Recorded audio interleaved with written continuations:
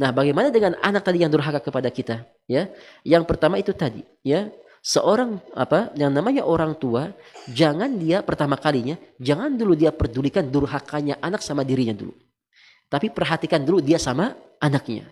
Apakah hak ya yang harus didapatkan oleh anak sudah dia tunaikan atau belum ya. Anaknya sampai sekarang nggak bisa sholat. Kenapa nggak bisa sholat? Oh iya, anak dulu nggak pernah ngajak dia sholat.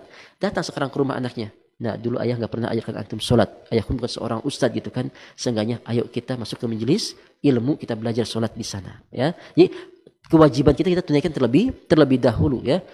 Akhirnya apa? Ustadz, alhamdulillah sudah berusaha, anak aja sudah bla bla bla, semuanya sudah ikhtiar, berdoa kepada Allah ya, tinggal berdoa lagi, tawakal setelah itu. Bagaimana tapi anaknya masih durhaka bagaimana? Itu antara ya dia dengan Allah Subhanahu wa taala. Yang penting ya hak kewajiban kita sudah kita tunaikan kepada anak kita. Kalau mungkin kita dulu menelantarkannya, kita datangi mereka, jangan malu. Kita datangi mereka, kita minta maaf kepada mereka. Walaupun sebenarnya harusnya anak yang minta maaf kepada kedua orang tuanya.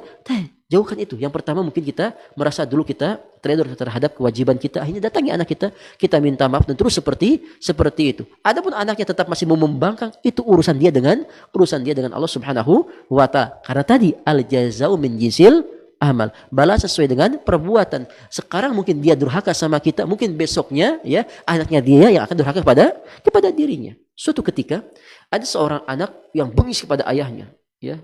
Akhirnya apa? Benci kepada ayahnya. Saking benci kepada ayah, anak itu nggak sabar lagi sama ayahnya. Dia bawa golok dan dia ingin gorok leher ayahnya. Ketika ngelihat sudah nggak ada jalan lain lagi bagi ayahnya, ya ayahnya pasrah digorok oleh anaknya. Apa kata ayahnya? Bawa aku ke tempat sana, katanya. Kemudian dibawa ke tempat sana. Ditanya sama anaknya, kenapa dibawa ke sini, katanya? Karena dulu aku juga menggorok kepala ayahku di sini. Al jazau min jinsil amal. Ya, balas sesuai dengan perbuatan. Ya, dan kisah yang lainnya subhanallah ya. Jadi ada orang tua yang dia diterlantarkan oleh anaknya, jadi dibuat seperti pembantu gitu kan. Kemudian dia kalau orang kaya biasanya ada rumah besarnya, ada rumah pembantunya. Ya, orang tuanya disimpan di rumah pembantunya karena nggak mau terganggu dia di rumah besarnya, itu singkatnya. Lama kelamaan dia lupa sama orang tuanya, jadi pembantunya yang mengurusi ayahnya. Singkat ceritanya, ya akhirnya ayahnya meninggal. Ayahnya meninggal di sana, ya rumahnya masya Allah ya berantakan, kotoran di mana-mana gitu. Terus seperti itu. Akhirnya diajaklah anaknya sama istrinya untuk apa? Untuk membersihkan rumah tersebut oleh anak laki tersebut. Ya, tiba-tiba anaknya dia ngelihat ada bekas piring dan bekas makan dan bekas minum. Ayahnya kakeknya berarti kan, kakeknya tersebut. Kemudian diambil. Kata ayahnya, nak jangan diambil, nanti kotor katanya gitu kan. Itu sudah lama, bla bla, udah busuk dan seterusnya. Apa kata anaknya? Iya, ini sengaja anak ambil untuk nanti anak berikan kepada ayah kalau ayah sudah tua. Al jazau min jinsil amal.